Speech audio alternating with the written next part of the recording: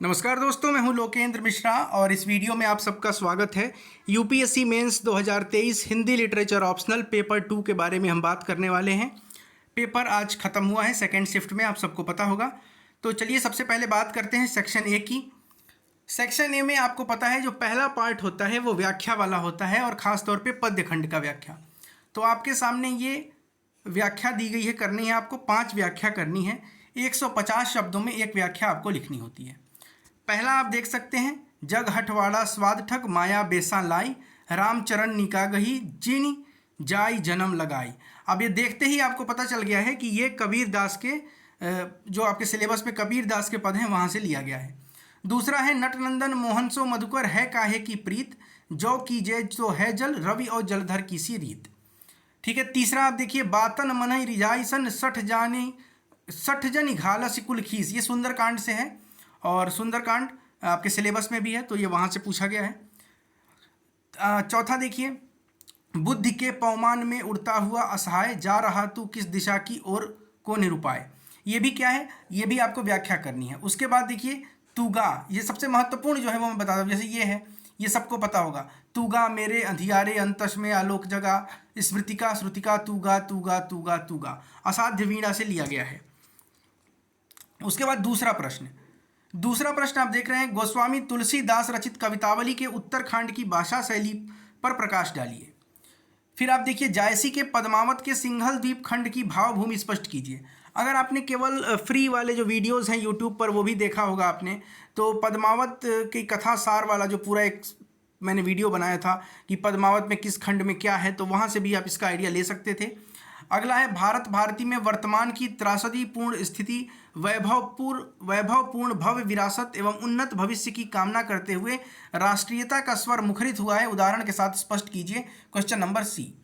प्रश्न संख्या 3 पर अगर आप बात करें तो जयशंकर प्रसाद रचित कामायनी के महाकाव्यत्व का विश्लेषण कीजिए। आंसर राइटिंग प्रोग्राम में आपको पता है कि हिंदी साहित्य का आंसर राइटिंग प्रोग्राम चलता है, जिसका कि आप अगर ज्वाइन करना चाहते हैं तो 9169041691 पे व्हाट्सएप करके कोर्स ज्वाइन कर सकते हैं।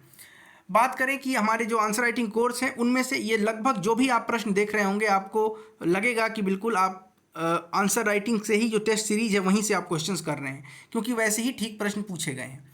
जयशंकर प्रसाद की कामायनी का महाकाव्यत्व हो गया। उसके बाद भ्रमर गीत सार के आधार पर सूरदास की काव्य चेतना एवं कवित्व का सोदाहरण विवेचना कीजिए।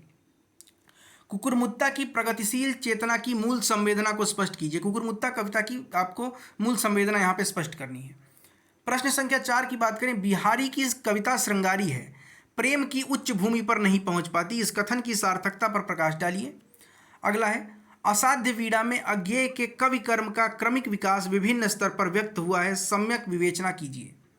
युद्ध की समस्या मनुष्य की सारी समस्याओं की जड़ है, इस कथन के आलोक में दिनकर के कुरुक्षेत्र का मूल्यांकन कीजिए। सेक्शन बी की तरफ आते हैं। सेक्शन बी में आपको पता है फिर 5 प्रश्न जो आपको व्याख्या करनी होगी। जैसे ये देखिए, जब कभी वह पृथक सत्ता की धारणा से छूटकर अपने आप को बिल्कुल भूलकर विशुद्ध अनुभूति मात्र रह जाता है, तब वह मुक्त हृदय हो जाता है। अभी आपको पढ़ने से ही पता चल गया कितना महत्वपूर्ण स्टेटमेंट है।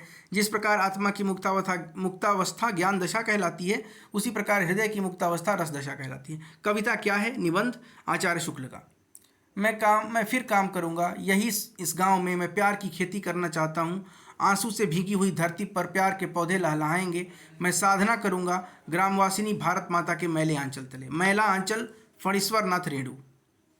हाँ दे दिया था अपनी गाय थी मार डाली, फिर दूसरे के जानवर को तो नहीं मारा, तुम्हारी तहकीकात में यही निकलता है तो यही लिखो, पहना दो मेरे हाथों में हथकड़ियाँ, देख लिया तुम्हारा न्याय और तुम्हारी अक्ल की दौड़, गरीबों का गला काटना दूसरी बात है, दूध का दूध पानी का पानी करना दूसरी बात है।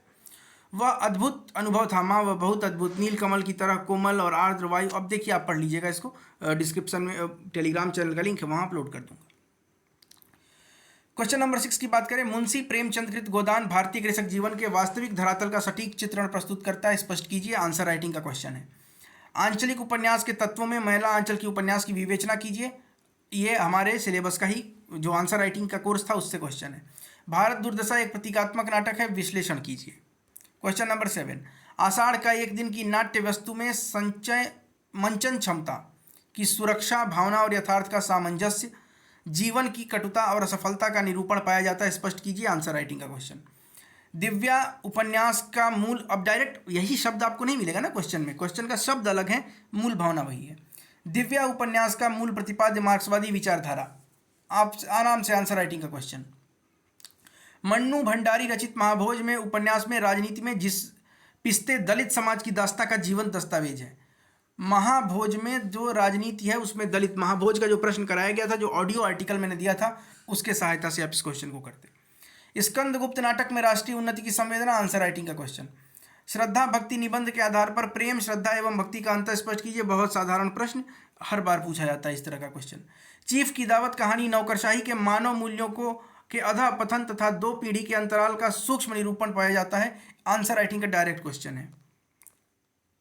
तो इस तरह से हमने देखा कि आंसर राइटिंग ने अगर आपने किया होगा तो बहुत से क्वेश्चंस ऐसे हैं जो डायरेक्टली और नहीं तो कुछ इनडायरेक्टली क्वेश्चंस आपको आंसर राइटिंग से मिल जाएंगे। आंसर राइटिंग करने का फ़ायदा यह है कि कैसे लिखना है, आंसर किस समय सीमा में कैसे लिखना है, क्या क्या चीज़ें होनी चाहिए आंसर में, प्रेजेंटेशन कैसा होना चाहिए, वो बातें क्लियर हो जाती हैं। तो आज का दोनों पेपर की एनालिसिस करके मैंने वीडियो अपलोड कर दी है। दोनों ही पेपर का PDF आपको टेलीग्राम चैनल पर मिल जाएगा। अगर आप आंसर राइटिंग 2024 के लिए ज्वाइन करना चाहते हैं तो ये सही समय है, क्योंकि इस साल में आपके पास 3 महीने का समय है।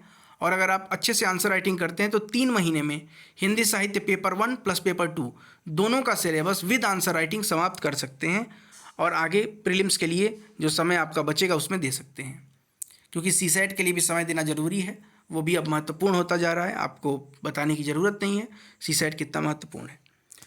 तो इस वीडियो में हमने देखा कि व्याख्या और व्याख्या के साथ साथ जो भी चीज़ें पूछी गई हैं वो लगभग आप अगर पढ़े होंगे तो आपको मिल जाएंगी। बहुत बहुत धन्यवाद। मिलते हैं दोस्तों नेक्स्ट वीडियो में। Thank you so much.